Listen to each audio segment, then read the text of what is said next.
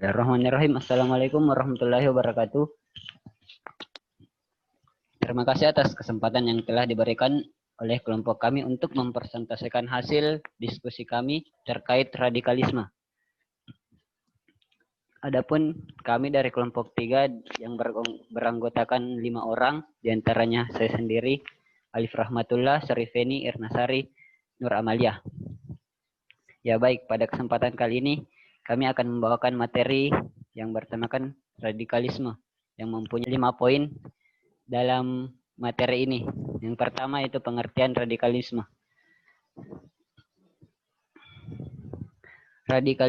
Radikalisme berasal dari bahasa Latin yang biasa disebut dengan radix yang berarti akar, dan adapun berasal dari kata Inggris yaitu radikal yang artinya ekstrim, fanatik, fundamental.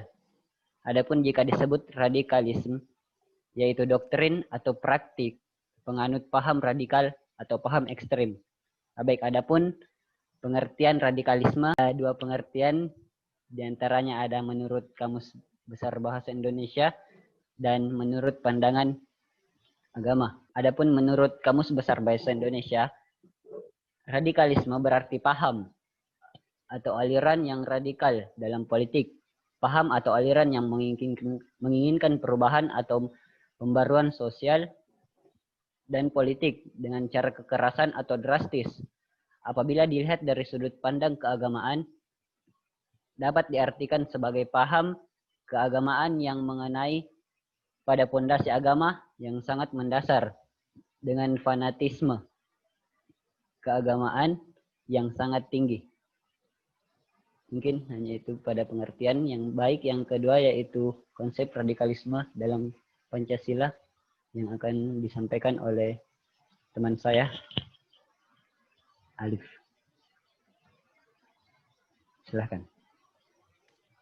Baik, saya akan menjelaskan atau mempresentasikan konsep dari radikalisme. Radikalisme merupakan gejala umum yang bisa terjadi dalam suatu masyarakat dengan motif beragam, baik sosial, politik, budaya, maupun agama, yang ditandai dengan tindakan-tindakan keras, ekstrim, dan anarkis sebagai wujud penolakan terhadap gejala yang dihadapi. Paham radikal tidak selalu ditandai dengan aksi-aksi kekerasan yang bersifat anarkis, tetapi dapat juga ditemui sebagian kelompok gerakan radikal hanya terbatas pada pemikiran dan ideologi dan tidak menggunakan cara-cara kekerasan paham keagamaannya. Baik, adapun pada bagian C yaitu penyebab masalah radikalisme yang akan dibawakan oleh Vin. Pada kesempatan kali ini, saya akan menjelaskan mengenai penyebab dari radikalisme. Yang pertama, tidak memahami dan mengamalkan nilai-nilai Pancasila. Kondisi saat ini menunjukkan bahwa nilai-nilai Pancasila kurang mendapatkan tempat di hati sebagian kecil masyarakat Indonesia.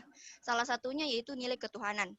Hal ini tercermin dari masih adanya sekelompok pihak yang menginginkan terbentuknya negara yang berbasis agama, alergi terhadap agama lain, dan cenderung sempit dalam memandang ajaran agama sehingga timbul potensi konflik intraagama dan konflik antar agama yang akan berujung pada radikalisme dan terorisme.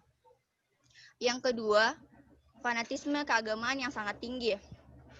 Fanatisme keagamaan tersebut akan memberikan dampak negatif, di mana fanatisme tersebut akan membuat agama lain tidak benar dan salah di mata masyarakat. Selain itu, akan menimbulkan kebencian terhadap agama lain dan akan menambah kasus keradikalisme. Selanjutnya, pondasi agama yang sangat rendah. Radikalisme disebabkan oleh minimnya pemahaman agama.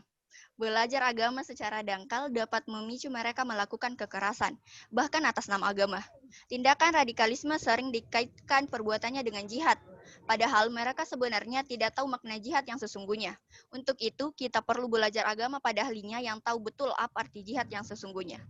Kemudian yang terakhir adalah kesenjangan sosial. Kemiskinan, pengangguran, kesenjangan antara kaya dan miskin, dan kesenjangan antara kota dengan desa, serta antar daerah.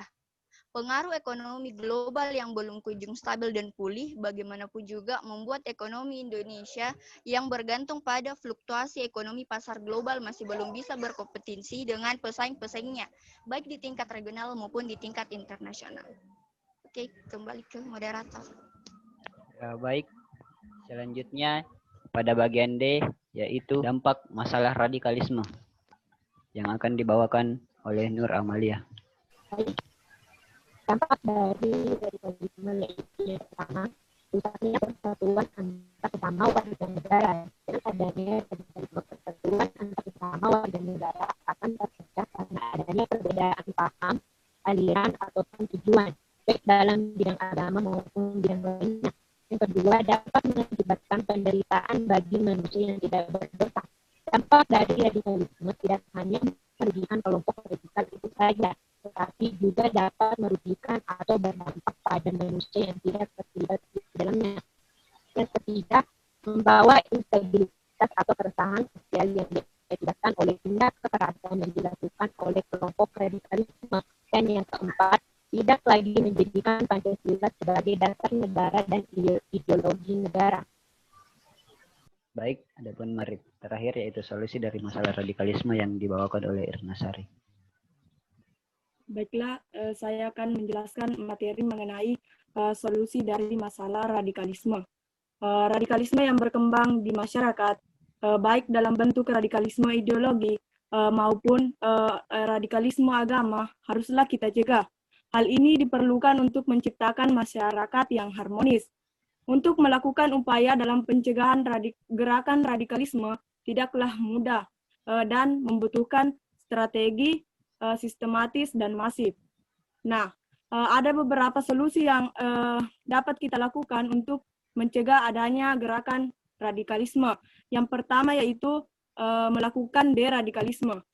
Dalam melakukan deradikalisme ini, kita dapat menetralisir paham radikal bagi masyarakat yang terlibat teroris dan simpatisnya serta anggota masyarakat yang telah terekspos paham-paham radikal teroris. Dapat dilakukan melalui proses meyakinkan kelompok radikal untuk meninggalkan penggunaan kekerasan. Nah, dalam deradikalisme ini dapat dilakukan melalui 6 pendekatan. Yang pertama yaitu rehabilitasi, reedukasi, resosialisasi, pembinaan wawasan kebangsaan, pembinaan keagamaan moderat, dan kewirausahaan. Selanjutnya solusi yang kedua yaitu melakukan pelatihan pencegahan terhadap gerakan radikalisme. Dalam melakukan pelatihan tersebut dapat kita lakukan melalui penanaman ideologi Pancasila dan budaya sadar konstitusi berbasis komunitas. Selanjutnya solusi yang ketiga yaitu meningkatkan pemahaman keagamaan.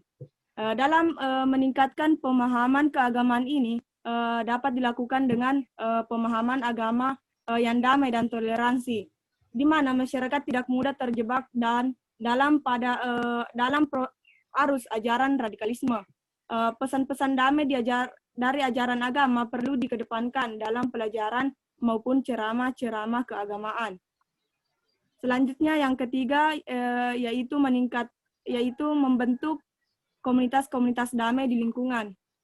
Dalam membentuk komunitas-komunitas damai di lingkungan sekitar dapat dilakukan dengan membentuk komunitas-komunitas damai yang diharapkan, di mana pemuda dapat melakukan beragam aktivitas berkualitas baik di bidang akademik, sosial, keagamaan, seni, budaya, maupun olahraga. Selanjutnya yang kelima yaitu memahami dan mengamalkan nilai-nilai Pancasila. Dalam memahami dan mengamalkan nilai-nilai Pancasila ini dapat kita lakukan dengan menetralisasi dalam kehidupan masyarakat, baik di lingkungan keluarga, lingkungan pendidikan, lingkungan pekerjaan, maupun lingkungan masyarakat. Nah, semua agama mengajarkan perdamaian, kasih sayang, saling menghormati dan saling menghargai rasa antara pemeluk agama. Selanjutnya, solusi yang terakhir yaitu memperkuat pendidikan kewarganegaraan. Dalam solusi ini dapat kita lakukan dengan cara menanamkan pemahaman yang mendalam terhadap 4 pilar kebangsaan. Yang pertama yaitu Pancasila, Undang-Undang Dasar 1945, Negara Kesatuan Republik Indonesia atau NKRI, dan Bhinneka Tunggal Ika. Ya, itu saja dari saya kembalikan kepada moderator. Ya baik, mungkin hanya itu yang dapat kami presentasikan pada kesempatan kali ini. Jika ada kekurangan mohon dimaafkan karena itu semua datangnya dari manusia sebagai ciptaan yang selalu hilaf. Mungkin hanya itu, kami tutup dengan ucapan Assalamualaikum warahmatullahi wabarakatuh.